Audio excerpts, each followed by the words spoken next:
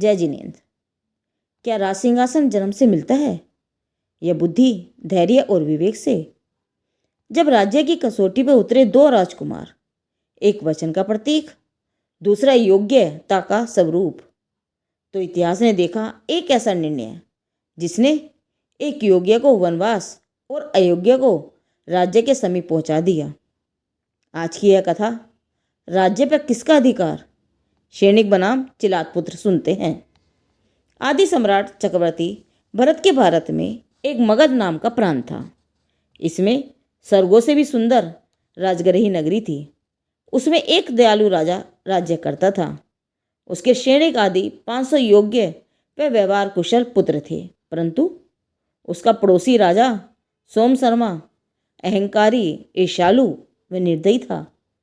अतः सोम शर्मा की दुखी प्रजा का दुख दूर करने के लिए एक दिन दयालु राजा ने सोम शर्मा पर चढ़ाई कर दी और राजा सोम शर्मा को युद्ध में पराजित कर दिया एवं उसे समझाकर उस पर दया करके उसका राज्य भी उसे वापस कर दिया। इससे सोम शर्मा के अहंकार को ठेस पहुंची और उसने उस दयालु राजा से बदला लेने का निष्कृष्ट और घृणित कार्य करने का निर्णय कर लिया। सत्य ही है, करुणावान विवेकवान मनुष्य दूसरों को जीतकर भी अभिमान नहीं करते, बल्कि उनसे सहृदयता का व्यवहार कर उन्हें जीता हुआ राज्य देकर संतुष्ट करते हैं तथा मिथ्या अहंकारी और क्रूर परिणामी को अच्छे कार्य भी नहीं सुहाते। वे अपना अपमान हुआ मानकर उससे बदला लेने की सोचकर उल्टा पाप ही बांध लेते हैं। अतः सोम शर्मा ने अपने इस घृणित पाप कार्य को क्रियान्वित करने हेतु एक भयानक चाल चलते हुए एक खूंखार घोड़ा मंगाकर उसे इस प्रकार से सिखा दिया कि वह अपनी सवारी को भयानक नुकसान पहुंचा सके। जब घोड़ा इस भयानक व खतरनाक कार्य करने का अभ्यासी हो गया, तब उसने अपने एक विश्वासपात कर्मचारी द्वारा उसे सैनिक पिता तक पहुंचाने का आदेश दे दिया। वह विश्वस्त कर्मचारी एक सौदागर का रूप धारण कर सैनिक के पिता के दरबार में जा पहुंचा। उस घोड़े को देखकर सैनिक के पिता महाराज आश्चर्यचकित हो गए। वे सोचने लगे, अरे वाह, यह कोई सामान्य घोड़ा नहीं है, यह तो अश्वरतन है, अश्वरतन। ऐसा घोड़ा तो मेरी घुड़साल में भी नहीं है। और फिर बिना सोचे समझे ही राजा ने घोड़े पर बैठकर ऐड लगा दी। घोड़ा उन्हें जंगल की ओर ले भागा। राजा ने उसे काबू में लेने की बहुत कोशिश की, परंतु वे उसे काबू में न कर सके। इसलिए तो कहा है, बिना सही जानकारी के कोई कार्य नहीं करना चाहिए। यह समाचार सुनकर नगर में भगदड़ मच गई। रानियां मूर्छित हो गई और सैनिक घोड़ा पकड़ने के लिए पीछे पीछे भागे। बहुत खोज करने के बाद भी हताश सैनिक राजा को नहीं खोज सके। और खोज भी कैसे सकते थे? वह घोड़ा तो राजा को एक गहरे गड्ढे में पटक कर भाग गया था। परंतु जिसका आयुक्रम शेष होता है उसे कोई नहीं मार सकता।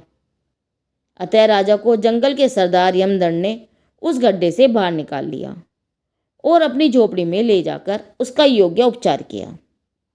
राजा ठीक होने पर विचारने लगे, सोम शर्मा तो दुष्ट है, धोखेबाज है, पर उसका भेजा हुआ घोड़ा भी दुष्ट होगा, मुझे यह एहसास नहीं था।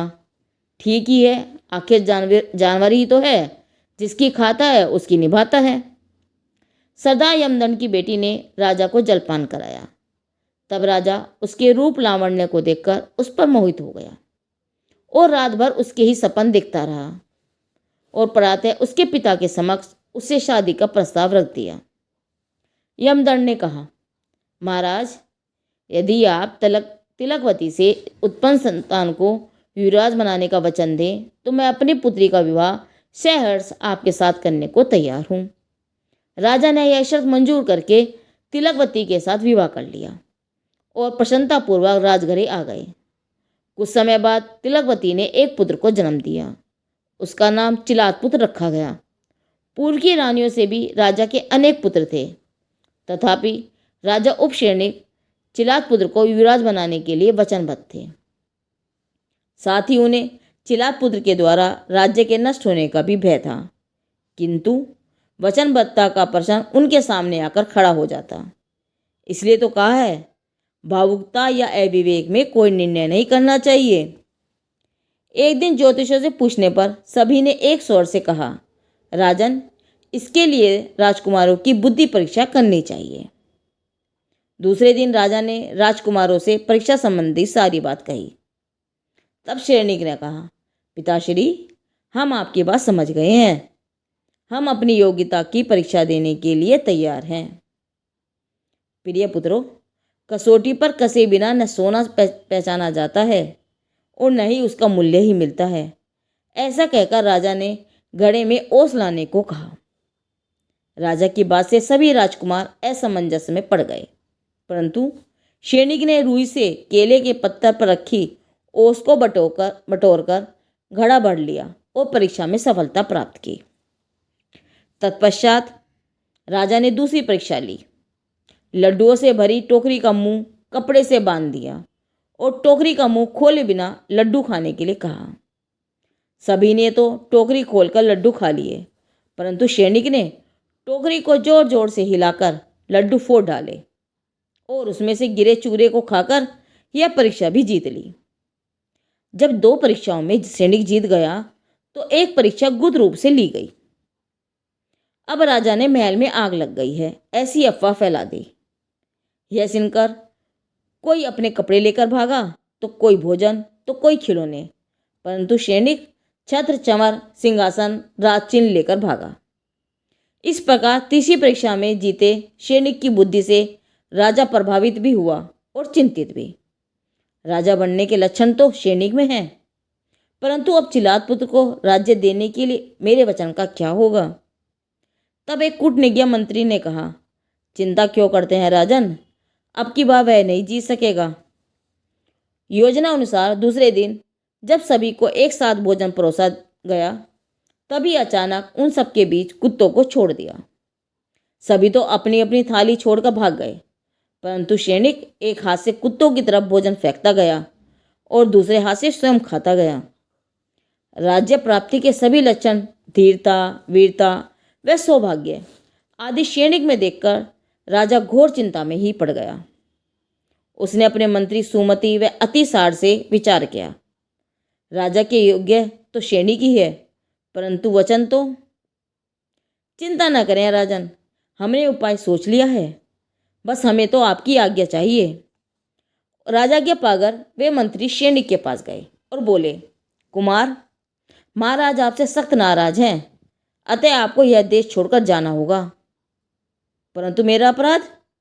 शेरनिक ने कहा। वाह, अब हमसे ही अपराध पूछते हो? कल बड़े मजे से कुत्तों के बीच भोजन, छी, शर्म आनी चाहिए। मंत्रीवर, उस समय तो यत्न से भोजन की रक्षा ही योग्य थी। जो राजकुमार अपने भोजन पात्रों की भी रक्षा नहीं कर सकता, वह प्रजा की रक्षा क्या करेगा? अतः आपका कहना न्याय संगत नहीं है। मंत्री ने पुनः समझाया, अरे भाई, अब बहस का समय नहीं है, अभी तो शांति ही श्रेष्ठ है। सिंह भी शांति से 2 कदम पीछे हटकर अपने लक्ष्य को जाता है, अतः तुम्हें तुरंत यह देश छोड़ने में ही भलाई है। तब शेरनिक ने काफी सोचा समझा और माँ को बिना बताए ही राजगरी छोड़ के चल दिया। जब यह समाचार प्रजा व माँ ने सुना तो उन्हें दुख तो बहुत हुआ, पर भवती भव्य का विचार कर समता धारण की। राजा को भी योग्य व अधिकारी होने पर भी शेरनिक को राज्य नहीं देने का अफसोस स्वयं दुख हुआ, पर वह सोचने लगा, यद्यपि शेरनिक मुझे बहुत प्रिय भी था और योग्य भी, परंतु चिलात पुत्र को राज्य देने पर भी उसे यह चिंता भी प्रति समय सता रही थी कि शेरनिक की योग्यता के कारण कहीं चिलात पुत्र और उसके साथी मिलकर उसे हानि न पहुंचा दे। अतः उसे किसी प्रकार की हानि न हो, इसलिए उन्होंने पुत्र मोह को त्याग कर उसका देश से बाहर चले जाना ही उचित समझा।